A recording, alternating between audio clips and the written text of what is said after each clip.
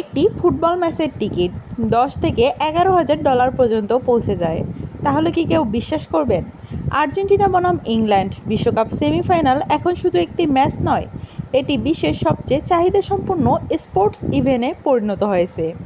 কেন টিকিটের দাম এত বাড়ছে, চলুন জেনে নেওয়া যাক। আর্জেন্টিনা বনাম ইংল্যান্ড মানেই ফুটবলের ঐতিহাসিক দ্বৈরথ। ম্যারাডোনা হ্যান্ড অফ গড 1998 সালের নাটকীয় ম্যাচ, আর এখন মেসির সম্ভাব্য শেষ বিশ্বকাপ। সব কিছু মিলিয়ে এই ম্যাচ ঘিরে বিশ্বজুড়ে তুমুল আগ্রহ তৈরি হয়েছে। বিশেষজ্ঞদের মতে এই ম্যাচের টিকিটের চাহিদা স্পেন বনাম ফ্রান্স সেমিফাইনালের চেয়েও অনেক বেশি।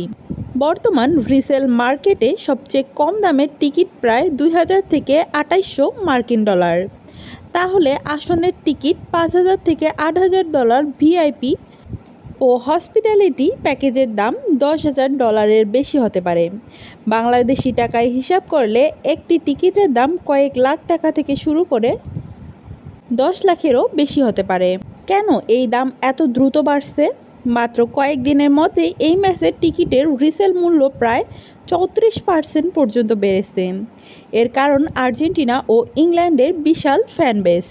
ফাইনালে ওঠার সুযোগ, মেসিকে দেখতে শেষ সুযোগ হতে পারে এমন বিশ্বাস, সীমিত সংখ্যক টিকিট।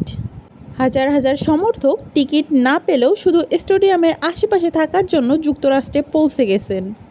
নিরাপত্তা সংস্থাগুলোও এই ম্যাচের টুর্নামেন্টকে সবচেয়ে ঝুঁকিপূর্ণ ম্যাচগুলোর একটি হিসেবে বিবেচনা করছে, কারণ দুই দলের ঐতিহাসিক প্রতিদ্বন্দ্বিতা, দর্শকের আবেগ। আর্জেন্টিনা বনাম ইংল্যান্ড ম্যাচ একটি সেমিফাইনাল নয়, এটি এমন একটি ম্যাচ যার টিকিট পাওয়াই যেন লটারিতে জেতার মতো।